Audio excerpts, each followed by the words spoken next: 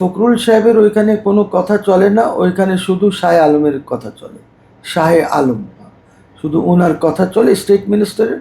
ওইখানে ফখরুলের কোনো কথা টথা চলে না এত। এইটা হলো আমার কাছে যে রিপোর্টটা। এইটা তো প্রধানমন্ত্রী নিজেই এইটার নোটিশ নিয়েছেন এবং ওই ইউনিয়নগুলির নাম সব চেঞ্জ হয়ে গেছে। ঠিক আছে, এখন আর ওর ছেলের বা মেয়ের ওদের নামে নাই এটা। তবে হি ইজ এ বিজনেসম্যান, ওই এলাকারই ব্যবসায়ী। এখন ওনার কি পরিস্থিতি ছিল যখন উনি ইলেকশনের আগে, ইলেকশনের পরে কি পরিস্থিতি আছে, এই জিনিসগুলি প্রধানমন্ত্রী নিজেই হয়তো মনিটর করবেন যে কোথায় কি আছে বা কিভাবে কি হচ্ছে, যেন উনি বদনাম না হন। বিকজ আমি যতটুকুন জানি দ্যাট উনি হলেন স্টেট মিনিস্টার এলজিআরডিতে, ফখরুল সাহেবের মিনিস্ট্রিতে। আমার রিপোর্ট হচ্ছে যে ফখরুল সাহেবের ওইখানে কোনো কথা চলে না, ওইখানে শুধু শাহ আলমের কথা চলে। শাহে আলম শুধু ওনার কথা চলে, স্টেট মিনিস্টারের।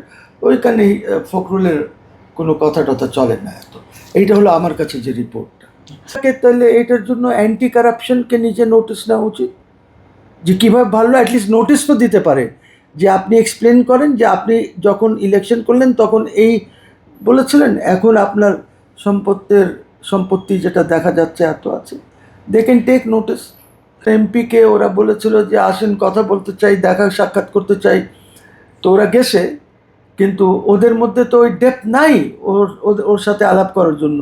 কাজী তারা একজনকে হায়ারে নিয়ে গেছে, ইফতেখার চৌধুরী সাহেবকে হায়ারে নিয়ে গেছে। এটা পত্রপত্রিকায় এসেছে, এটা আমি এই জন্য কোনো বলছি না। হায়ারে নিয়ে গেছে ওদের পক্ষে খেলার জন্য। তা আপনি কিভাবে সংসদ চালাবেন আর কিভাবে দেশ চালাবেন? আজ এতদিন হয়ে গেল, সংসদ লম্বা চলছে সেশন। নর্মালি বাজেটের পরে সেশন বন্ধ হয়ে যায়, তারপরে আবার হয়, বাট এখনও চলছে, আজকেও চলছে সেশন।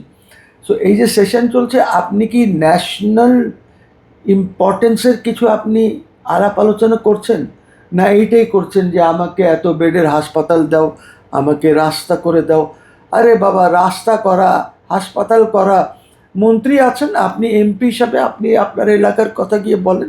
এখানে ন্যাশনাল ইস্যু নিয়ে কথা বলেন, give more time to national issues, যেগুলি পার্লামেন্টে ডিসকাস হতে পারে। ন্যাশনাল ইস্যু হলো অর্থনীতি, ন্যাশনাল ইস্যু হলো কলকারখানা বন্ধ হয়ে যাওয়া, ন্যাশনাল ইস্যু হলো আনএমপ্লয়মেন্ট, ন্যাশনাল ইস্যু হলো এডুকেশন, কীভাবে আপনি সিস্টেমটা কীভাবে চেঞ্জ করবেন, ন্যাশনাল ইস্যু হলো হেলথে আপনি কী করবেন, ন্যাশনাল ইস্যু হলো শিখ ইন্ডাস্ট্রিজগুলি কীভাবে রিভাইভ করবেন। আপনি বললেন শিখ ইন্ডাস্ট্রিজ রিভাইভ করার জন্য 60,000 কোটি টাকা দিয়ে দিলাম। 60,000 কোটি টাকা is not the main thing হচ্ছে আপনাকে ওই শিখ ইন্ডাস্ট্রিকে রিস্ট্রাকচার করতে হবে। অর্থাৎ ওদের কত পাওনা আছে, কত ইন্টারেস্ট আপনি ওয়েভ করবেন, কত আপনি ওদের যে পাওনাটা আছে এইটাকে এক অ্যাকাউন্টে রেখে দেবেন যেন আর ইন্টারেস্ট না হয়।